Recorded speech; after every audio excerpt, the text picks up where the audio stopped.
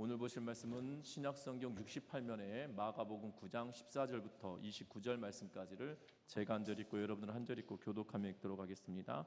이에 그들이 제자들에게 와서 보니 큰 무리가 그들을 둘러싸고 서기관들이 그들과 더불어 변론하고 있더라.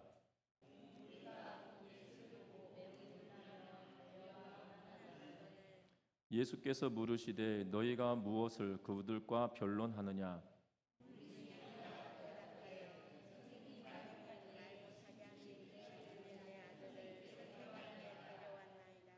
귀신이 어디서든지 그를 잡으면 거꾸러져 거품을 흘리며 이를 갈며 그리고 파리에 지는지라. 내가 선생님의 제자들에게 내쫓아 달라 하였으나 그들이 능히 하지 못하더이다.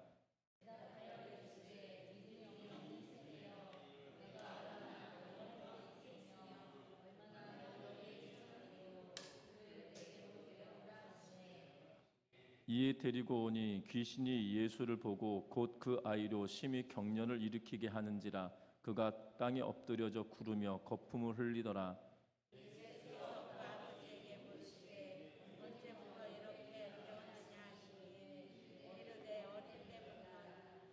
귀신이 그를 죽이려고 불과 물에 자주 던졌나이다. 그러나 무엇을 하실 수 있거든 우리를 불쌍히 여기사 도와주옵소서.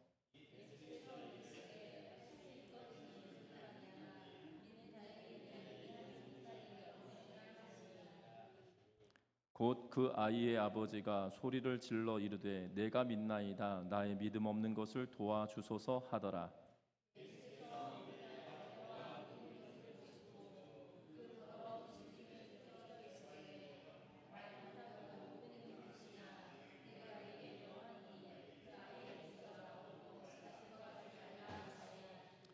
귀신이 소리 지르며 아이로 심히 경련을 일으키게 하고 나가니 그 아이가 죽은 것 같이 되어 많은 사람이 말하기를 죽었다 하나.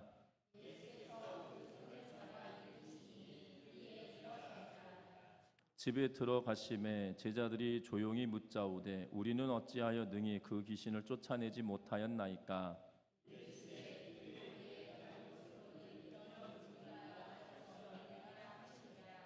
아멘. 우리 서로 인사 나누고 말씀 나눕니다. 사랑하고 축복합니다. 이 러시아에서 전래 내려오는 그러한 이야기 가운데 하나인데요. 얀케우라고 하는 사람이 말을 사가지고 집으로 돌아가다가 모진 비바람을 만나게 되었습니다. 잔뜩 겁을 먹은 말은 단 한 발자국도 내디디려고 하지 않았습니다. 그래서 그는 어쩔 수 없이 하나님께 기도합니다. 뭐라고 기도하냐면 하나님 제발 아무 일 없이 비바람이 잦아들게 해 주십시오. 저의 간곡한 기도를 들어주신다면 저는 이 말을 팔아서 그 돈을 전부 이웃들을 위해 쓰겠습니다. 라고 이렇게 기도합니다. 그러니까 지금 이 말을 사가지고 돌아오는 길인데요. 말을 사가지고 돌아오는 길인데 풍랑이 만나고 비바람이 만나서 이 말이 겁을 먹어서 한 발자국도 움직이지 않으니까 이 사람이 이렇게 기도한 거죠. 하나님 내가 이 비바람을 잔잔케 하셔서 잘 돌아가게 하신다면 이 말을 팔아서 그 금액으로 이 이웃에게 다 나누어 주겠다. 어려운 이웃에게 다 나누어 주겠다. 이런 소원의 기도를 합니다. 그런데 놀라운 것은 이 기도가 마치자마자 하나님께서 응답해 주신 것처럼 이 언제 비가 왔냐는 듯이 언제 바람이 불었느냐는 듯이 갑자기 멈추게 되어집니다. 그리고 얀케우는 하나님과의 약속을 지키기 위해 말을 끌고 다시 시장으로 돌아갑니다. 그리고 시장에 가는데 그의 손에는 한 마리의 닭이 들려 있었고 말 한 피를 끌고 가고 있었습니다. 그리고 시장에 다 도달하였을 즈음에 한 농부가 그에게 와서 이렇게 말합니다. 여보십시오, 그 말을 파실 생각이 있으십니까? 라고 묻자 그렇습니다 라고 대답을 합니다. 그리고 뭐라고 하냐면 이 닭도 끼워서 팔아야 하겠습니다 라고 말합니다. 그러면 이 말 한 필과 이 닭 한 마리를 얼마에 파시렵니까? 라고 말하자 이렇게 말합니다. 닭 한 마리는 500만 원에 팔 거고 말은 10,000원에 팔겠습니다. 이렇게 이야기하더라는 거예요. 사실 이 이야기는 500루블이고 그리고 이 1루블 이렇게 표현되어 있는데요. 쉽게 말하면 500만 원으로 말을 팔면 500만 원이 생기는 거잖아요. 그런데 그 팔아서 돌려줘야 되고 이 가난한 자에게 주겠다고 하나님이 약속했으니까. 근데 닭은 10,000원에 팔아야 되는 것인데 지금 말을 팔아서 하나님께 서원을 했기 때문에 닭판 값은 들어있지 않은 거잖아요. 아직 이해가 안 되시나요? 그래서 닭값은 엄청 말값으로 치고 그리고 말은 닭값으로 쳐서 팔았다라는 이야기가 있습니다.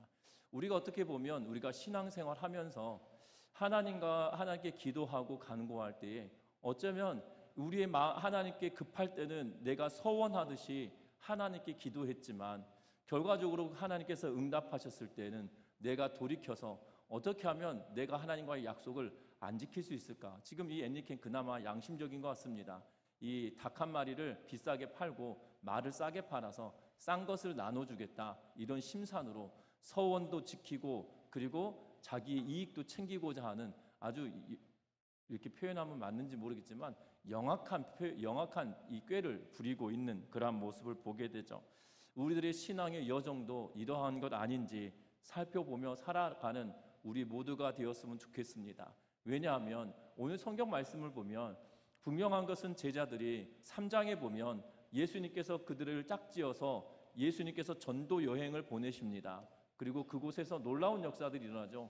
귀신이 쫓겨가고 병 고침의 역사가 일어납니다. 그리고 나서 지금 9장에 와서 어떤 일이 벌어지냐면 예수님은 이 3명의 제자들과 더불어 변화산에 올라가 있는 동안에 남은 제자들이 산 아래에 머물러 있었던 걸로 보여지고 그리고 예수님께서 변화산에서 내려오실 때에 지금 그 남아있던 제자들과 지금 무리들과 언쟁이 변론이 일어나고 있는 내용을 14절 말씀에 이야기하고 있는 그러한 모습을 보게 됩니다. 지금 변론을 하는데 어떤 일이냐면 지금 귀신 들려서 이 말 못하고 그리고 듣지 못하는 아이를 데리고 아버지가 옵니다. 그리고 그가 계속 그리고 이 불과 물에 자주 던짐으로 인하여 그가 상처 입고 고통당하였던 아들을 데리고 와서 제자들에게 고쳐달라라고 이야기했던 걸로 보여지고 제자들은 여러 가지 방법으로 또한 그들이 이전에 귀신을 쫓아내고 병을 고쳤던 역사들을 기억하며 지금 그들에게 이 아이에게 무언가 했던 걸로 보여집니다. 그런데 그 어떠한 것도 이루어지지 않고 기도가 응답되어지지 않고 귀신이 쫓겨가지 않음으로 인하여 변론이 일어났던 걸로 보여지죠. 예수님이 내려왔을 때 그들에게 묻습니다. 너희가 무엇을 그들과 변론하느냐라고 16절에 말씀하시고 그리고 이 아들에 대한 이야기를 설명을 듣고 또한 믿음 없는 세대여 내가 너희와 언제까지 함께 있겠냐라고 말씀하고 계시는 것을 보게 되죠. 그리고 그 아버지에게 묻습니다. 언제부터 이렇게 되었냐라고 말하자 아버지가 자초지종을 설명하고 예수님께 할 수 있거든이 무슨 말이냐라고 하면서 믿는 자에게 능치 못한 일이 없다라고 말씀하시는 것이 오늘 성경의 내용들 가운데 하나입니다. 분명한 것은 오늘 본문의 내용을 통해서 제자들은 과거에 귀신을 쫓아내고 또한 병고침의 역사가 일어났는데 지금 이 순간에는 일어나지 않고 있는 그러한 모습을 보게 되죠. 분명한 것은 저와 여러분들이 어찌 보면 우리의 신앙생활 하는 동안에 제자들과 같이 과거에는 하나님께서 응답하시고 역사하셨으나 지금 그렇지 않은 일들이 벌어지고 또한 과거에는 능력이 하나님께서 나에게 부어주셨지만 지금은 왜 이런 일들이 일어나지 않은지를 다시 한번 살펴보면서 우리가 하나님의 능력을 받아 하나님의 일을 감당하며 살아가는 우리 모두의 삶이 되어지시기를 주의 이름으로 부탁드립니다. 먼저 오늘 성경 말씀에 보면 기억할 것은 지금 변론하고 있다라는 표현을 쓰고 있는 것을 보게 됩니다. 이 오늘 본문에 말하고 있는 것은 변론하였다라고 14절 말씀에 이야기하고 또한 16절에 예수님께서도 그들과 무엇을 변론하느냐라고 질문을 하고 있는 그러한 모습을 보게 되어집니다. 변론한다란 말은 자신의 말을 변호하듯이 설명하거나 논쟁의 근거를 두고 있는 그러한 일들을 두고 변론하다라는 표현을 쓰고 있는 것을 보게 되죠. 어찌 보면 우리가 이해하기 쉽게 말하면 지금 말싸움을 하고 있다 이렇게 말해도 과언이 아닐 것 같습니다. 고쳐내라, 고칠 수 없다, 고쳐내라, 고쳐질 거다 라고 하면 서로 언쟁을 하듯이 그런 상황이 되어져 있는 것을 보고 있다는 겁니다. 그런데 오늘 이 마가복음에서는 큰 무리가 그들과 함께 와 있다라고 이야기하고 있지만 다른 본문에서는 종교 지도자들이 그들과 함께 와 있는 것을 이야기하고 있는 그러한 모습을 보게 되어집니다. 또한 분명한 것은 이 놀라운 기적의 역사들 가운데 분명한 것은 과거에 제자들은 귀신을 쫓아내고 병고침의 역사가 분명히 일어났음에도 불구하고 지금은 일어나지 못함으로 인하여 서로 변론하는 것만 남아있는 상황이 되어졌음을 말하고 있는 것을 보고 있다라는 사실입니다. 분명한 것은 이 귀신 들린 아들이 하나가 있는데 이 아들을 고쳐달라고 하는 문제를 가지고 예수님께 나아왔지만 예수님을 만나지 못하고 제자들만 만나고 있는 그러한 상황이 되어졌으며 지금 제자들은 이번은 실패하고 있는 그러한 모습으로 나아가고 있는 그러한 모습을 보게 된다는 거죠. 중요한 것은 우리가 누구에게로 나아왔냐는 거예요. 제자들도 마찬가지로 전도 여행을 할 때 예수 그리스도의 이름으로 또한 하나님의 능력으로 병 고치고 귀신을 쫓아내었지만 분명한 것은 지금 주께서 그들과 함께하지 않으셨다라는 거고 과거에도 분명히 예수님께서 그들 떠나보내시면서 권능을 행하도록 해주셨지만 지금은 그렇게 되지 않고 있는 그러한 모습을 보고 있다는 겁니다. 중요한 것은 뒤에 본문을 통해서 보면 그들에게 필요한 것이 두 가지가 있는데 두 가지가 없기 때문에 이 일들이 되어지지 않은 것처럼 보여진다라는 사실입니다. 그 두 가지는 다른 것이 아니라 믿음 없음이며 그들의 기도가 능력 없는 기도였기 때문이다라고 말하고 있다라는 사실이죠. 저와 여러분들은 어떠합니까? 어떠한 문제에 부딪혔을 때 지금 변론하는 것으로만 그쳐지는 것이 아니라 우리가 주의 능력으로 그 어려움의 문제를 뛰어넘을 수 있는 우리의 삶이 되어지시기를 주의 이름으로 부탁드립니다. 그것은 다른 데 있는 것이 아닙니다. 그것은 주님께 나아와 아뢰는 것이고 믿음으로 나아가는 것이고 기도함으로 나아가는 거다라는 사실들을 기억하면서 저와 여러분들이 주께로 더욱더 가까이 나아가는 우리 전미중앙교회 모든 성도님들 되시기를 주의 이름으로 부탁드립니다. 뿐만 아닙니다. 오늘 성경의 말씀에 보면 이 문제를 해결해 가는 과정을 보면 분명한 것은 그들의 부족함을 명확하게 인정하고 있는 그러한 모습을 보게 되죠. 22절 말씀과 23절 말씀을 같이 한번 읽어봅니다. 귀신이 그를 죽이려고 불과 물에 자주 던졌나이다. 그러나 무엇을 하실 수 있거든 우리를 불쌍히 여기사 도와주옵소서. 예수께서 이르시되 할 수 있거든이 무슨 말이냐 믿는 자에게는 능히 하지 못할 일이 없느니라 하시니 아멘. 오늘 이 성경의 말씀에 보면 예수님께 설명을 하며 뭐라고 이야기하냐면 무언가 할 수 있다라면 해 주십시오. 당신이 할 수 있으면 해 주십시오 라고 말하자 예수님께서 그에게 말합니다. 할 수 있거든이 무슨 말이냐 믿는 자에게는 능히 하지 못할 일이 없느니라 라고 이야기하시자 오늘 24절에 뭐라고 이야기하냐면 믿음 없는 것을 도와주십시오 라고 하며 예수님께 그의 부족함을 인정하며 나아가고 있는 그러한 모습을 보게 됩니다. 주님이 그에게 불신앙을 믿음 없음을 책망하시자 주님 내가 믿음 없습니다. 나를 도와주십시오 라고 하며 인정하며 하나님께 나아가고 있는 인정하며 예수님께 나아가고 있는 그러한 모습을 보고 있다는 겁니다. 분명한 것은 이 믿음 없음에 대하여 질책하실 때 이 아버지에 대하여서도 질책하시지만 분명한 것은 제자들에게도 동일하게 질책하고 있는 그러한 모습을 보게 된다는 겁니다.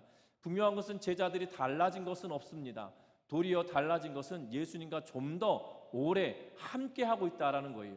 3장에서는 예수님과 더불어 살아왔던 시간을 따져본다라면 3장보다 9장이 더 예수님과 더 오랫동안 함께 했을 것입니다.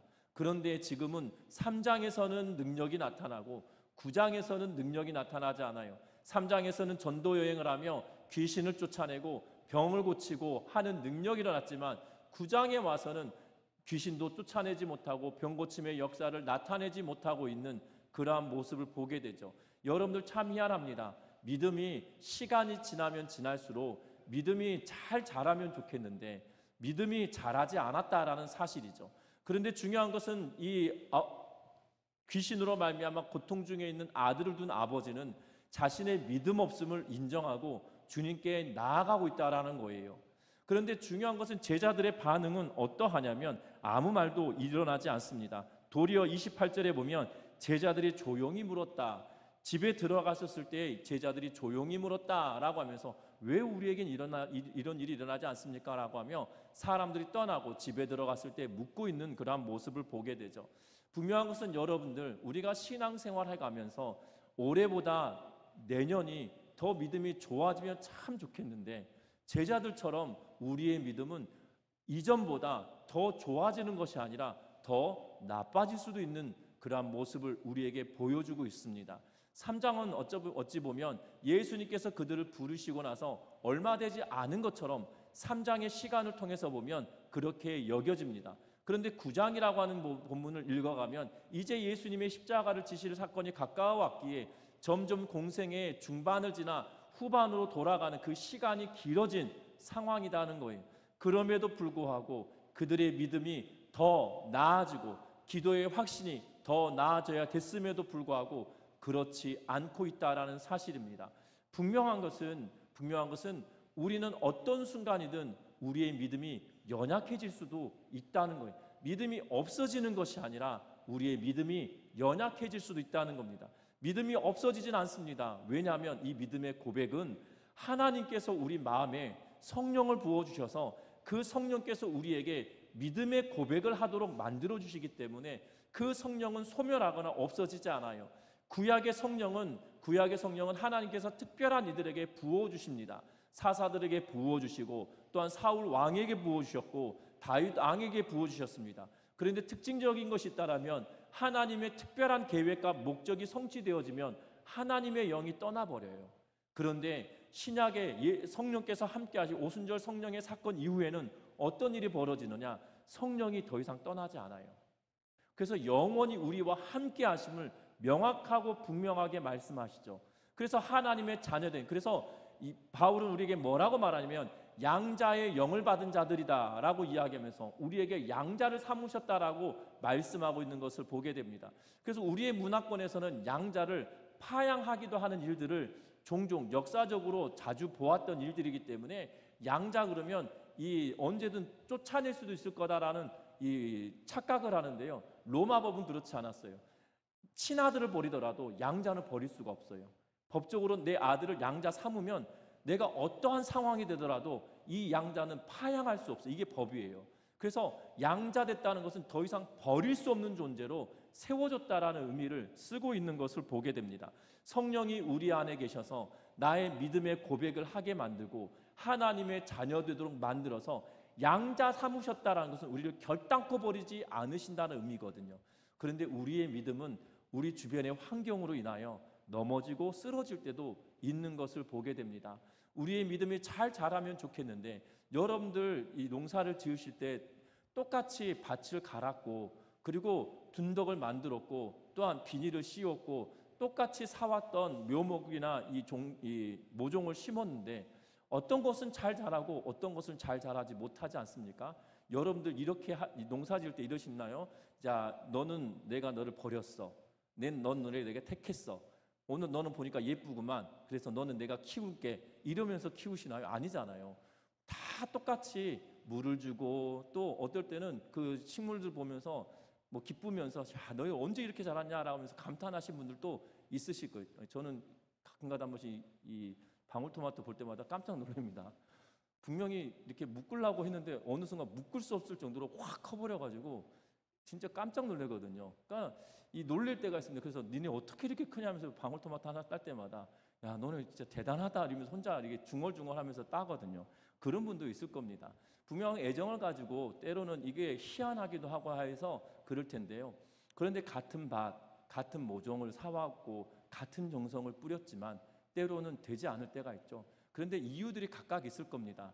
땅 안에 뭐 어떤 상황의 문제들, 때로는 바람이 부는 방향의 문제들, 그리고 때로는 태양이 어떻게 비춰지느냐에 따라 달라질 것도 할 거고요. 여러 가지 요인들로 인하여 어떤 것은 튼실하게 잘 자라고 어떤 것은 잘 자라지 못할 때도 있는 것을 보게 되죠. 분명한 것은 우리의 인생의 믿음도 똑같은 것 같습니다. 사단은 끊임없이 우리를 넘어뜨리려고 해요. 성령이 우리 안에 계시기에 사단이 우리 안에 들어와 역사할 수는 없지만 분명한 것은 우리를 끊임없이 넘어뜨리기 위하여 공격하고 우리의 연약한 부분을 끊임없이 상소하며 네가 이 정도 돼가지고 믿음 있다고 할 수 있느냐? 너가 주일도 빼먹었는데 너가 믿음 있다고 할 수 있느냐? 너가 이 신앙생활 이렇게 해가지고 될 수 있느냐라고 하면서 끊임없이 참소하는 이 사단의 영이 우리를 참소합니다. 그러할 때마다 우리의 연약한 부분 때문에 넘어지고 쓰러질 때가 있는 것을 보게 되죠. 믿음이라고 하는 것이 시간에 따라 점점점 굳건하게 자라가면 참 좋겠지만 그렇게 되지 않을 때도 있는 것을 보게 됩니다. 중요한 것은 그러할 때 내가 믿음 없음을 인정하고 주님께로 한 걸음 더 나아가는 우리 믿음의 성도님들 되시기를 주의 이름으로 부탁드립니다. 믿음 없음을 고백하고 하나님 나의 믿음 연약함을 불쌍히 여겨주십시오라고 간구하며 나아갈 때 하나님은 믿음 없음에 대하여 책망하시는 분이 아니시라는 거예요. 오늘 도와주십시오라고 말하자 예수님께서 뭐라고 이야기하시냐면 그 더러운 귀신을 꾸짖어 이르시되 25절에 보면 말 못하고 못 듣는 귀신아 내가 내게 명하노니 그 아이에게서 나오고 다시 들어가지 말라라고 하면서 이 문제를 해결하여 주고 계시는 그러한 모습을 보게 되죠. 믿음 없음을 고백하며 나아갈 때 분명한 것은 그 문제를 내가 해결하는 것이 아니라 주께서 해결하여 주시고 우리에게 믿음을 더하여 주시는 은혜가 있다는 것을 기억하면서 저와 여러분들이 믿음 없음을 인정하며 주님께로 한 걸음씩 더 나아가는 우리의 삶이 되시기를 주의 이름으로 부탁드립니다. 분명한 것은 아비의 불신과 믿음과 불신을 고백하며 믿음을 달라라고 이야기하고 믿음을 고백하고 있는 그러한 모습을 보듯이 저와 여러분들이 믿음을 주시라고 기도하며 나에게 더 큰 믿음을 주십시오라고 간구하며 나의 믿음 없음을 부끄럽게 여길 것이 아니라 내가 믿음 없음을 하나님께 아뢰며 나에게 믿음을 더하여 주십시오라고 기도하며 살아가는 우리의 삶이 되시기를 주의 이름으로 부탁드립니다. 또한 오늘 성경의 말씀에 보면 제자들에게 더불어 이야기하시는 것을 보게 되죠. 제자들이 예수님께 묻습니다. 오늘 성경 말씀에 보면 제자들과 더불어 집에 들어가시고 조용히 제자들이 묻습니다. 우리는 어찌 능히 그 귀신을 쫓아내지 못하였습니까? 라고 묻고 있는 것을 보게 됩니다. 중요한 것은 지금 제자들이 이전에는 귀신을 쫓아내었고 축기를 하였고 또한 병고침의 역사가 그들을 통하여 일어났음에도 불구하고 지금 되어지지 않은 것을 이야기하며 어찌 우리는 능히 그 귀신을 쫓아내지 못했습니까? 라고 묻고 있는 것을 보게 됩니다. 특별히 오늘 본문의 19절 말씀에 보면 이렇게 이야기하죠. 대답하여 이르시되 믿음이 없는 세대여 내가 얼마 동안 너희와 함께 있으며 얼마나 너희에게 참으리요 그를 내게 데리러 오라 라고 이야기하고 23절에 넘어가서는 할 수 있거든이 무슨 말이냐 믿는 자에게 능히 하지 못할 일이 없느니라 라고 이야기하고 있는 것을 보게 되죠. 그러면서 오늘 본문 마지막이었던 29절에 보면 기도 외에 다른 것으로 이런 종류가 나갈 수 없느니라 라고 말씀하고 있는 그러한 모습을 보게 됩니다. 예수님께서 말하는 기도는 주술적인 의미의 기도를 말하는 것이 아닙니다. 이것을 고쳐달라고 빌고 있는 그러한 것을 말하고 있지 않고 문맥 전체를 따져본다라면 믿음의 기도를 하라라는 의미로 우리가 결론을 지을 수 있을 것 같다라는 사실이죠. 믿음 없는 것에서 계속 이야기하다가 결국 제자들에게는 뭐라고 이야기하냐면 기도 외에는 다른 것이 없다, 다른 종류가 나갈 수 없다라고 말하며 기도는 결국 믿음의 기도다라고 말하며 주술적인 의미로 고쳐달라고 비는 것이 아니라 예수께서 이 모든 것을 행하실 것을 믿음으로 나아가라고 말하고 있는 그러한 모습을 보게 됩니다. 기도란 어찌 보면 믿음의 표현입니다. 우리가 기도할 때 이 이방신을 섬기는 이들이나 또한 다른 종교에서 말하듯이 내가 무엇하여 주기를 바랍니다라고 하는 것은 어찌 보면 주술적인 기도의 제목이 되어질 수도 있을 겁니다. 하지만 기도라고 하는 것은 본래 우리의 믿음의 표현이 기도다라는 사실이죠. 믿음의 근거가 어디에서 나옵니까? 하나님의 말씀에서 하나님의 말씀이 우리의 믿음의 근거가 되어지는 거예요. 결국 내가 하나님의 말씀을 듣고 그 하나님의 말씀이 참인 것을 믿고 그 말씀에 반응하는 것이 기도다라는 사실입니다. 그래서 하나님에 대한 믿음 없는 자는 기도할 수 없고, 하나님에 대하여 확신 있는 자는 믿음의 기도를 하게 되어진다라는 사실이에요. 저와 여러분들 기도합시다, 기도해야 됩니다라고 말할 때 중요한 것은 하나님께서 나에게 역사하신다, 기록된 말씀을 통하여 하나님의 능력이 있다라는 것을 믿고 기도하는 것과 그렇지 않는 것엔 큰 차이가 있다는 것을 기억하면서 저와 여러분들이 하나님에 대한 믿음을 가지고 그 말씀을 부여잡고 기도하는 믿음의 성도님들 되시기를 주의 이름으로 부탁드립니다. 중요한 것은 하나님의 말씀을 믿는 믿음을 가지고 기도하는 거예요. 그 믿음이 연약해져 버리면 하나님에 대한 신뢰가 연약해졌기 때문에 기도할 때 능력이 나타나지 않는 거죠. 또한 하나님의 계획이 어디에 있는지 우리는 분명하게 알 수 없지만 하나님의 계획과 뜻에 따라 그것은 반드시 이루어지고 성취되어진다라는 사실들을 기억하며 나아가는 우리 모두가 되시기를 주의 이름으로 부탁드립니다. 하나님께 능력이 있는 거예요. 예수 그리스도의 이름에 능력이 있다라는 사실들을 기억하면서 그 말씀을 깃대어서 말씀을 의지하여서 말씀을 믿고 의지하면서 기도하는 우리 전미중앙교회 모든 성도님들 되시기를 주의 이름으로 부탁드립니다. 참으로 믿음의 기도는 쉽지 않을 때도 있습니다. 왜냐하면 내가 하나님을 신뢰하는 그 마음에 따라 달라지기 때문이에요. 내가 하나님이 나를 향하신 하나님의 계획과 하나님의 말씀이 내 삶에서 이루어진 것을 내가 경험해 본 적도 없고 믿어본 적이 없는데 기도하면 그 능력이 나타나겠냐 이 말이에요. 그렇지 않겠습니까?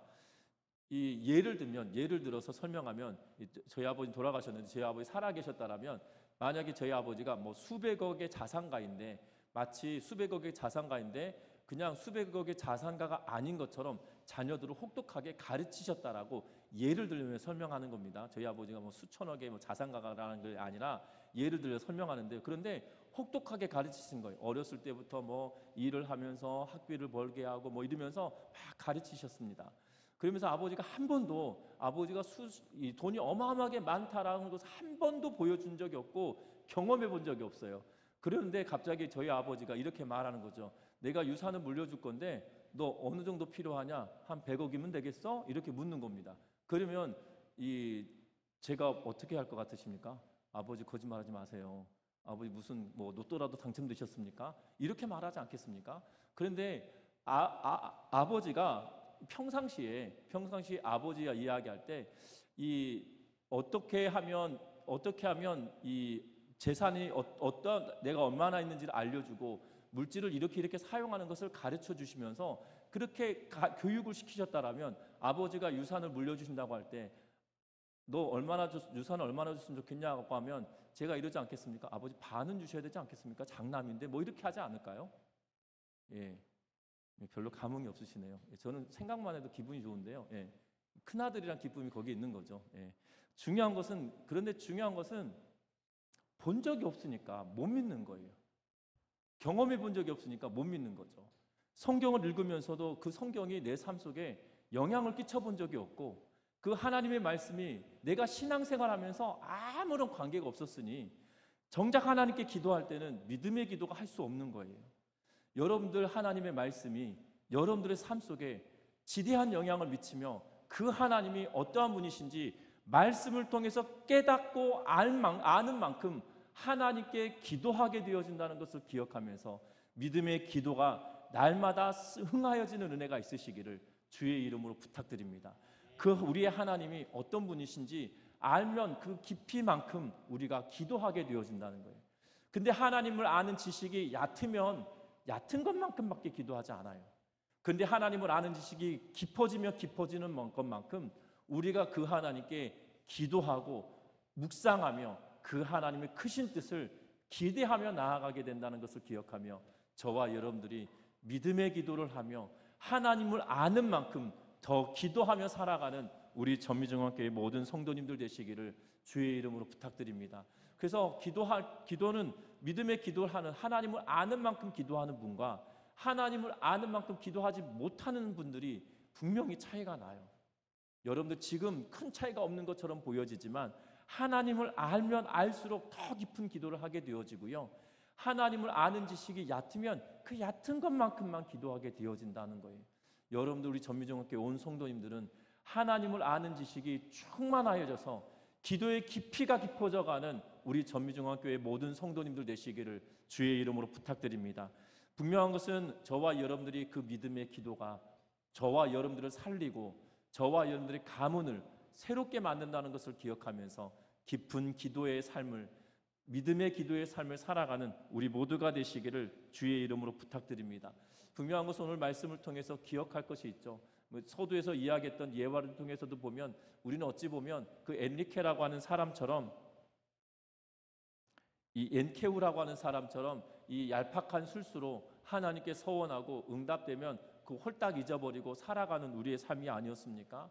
중요한 것은 하나님이 어떠한 분이신지 그 하나님께로 나아오고 내가 믿음 없음을 낱낱이 고백하며 하나님을 아는 지식을 더욱더 깊이 함으로 믿음의 기도가 더 깊어져가는 기도의 삶을 살아가는 우리 모두가 되어져서 할 수 있거든이 무엇이냐가 아니라 너의 믿음이 너를 구원하였느니라 라는 말씀이 우리에게 선언되어지고 선포되어지므로 저와 여러분이 믿음의 길을 걸어갈 때 너의 믿음이 너를 구원하였느니라, 너의 믿음이 너를 낫게 하였느니라, 너의 믿음이 너를 지켰느니라 라는 선언이 되어지는 우리의 삶이 되어지시기를 주의 이름으로 부탁드립니다. 기도합니다.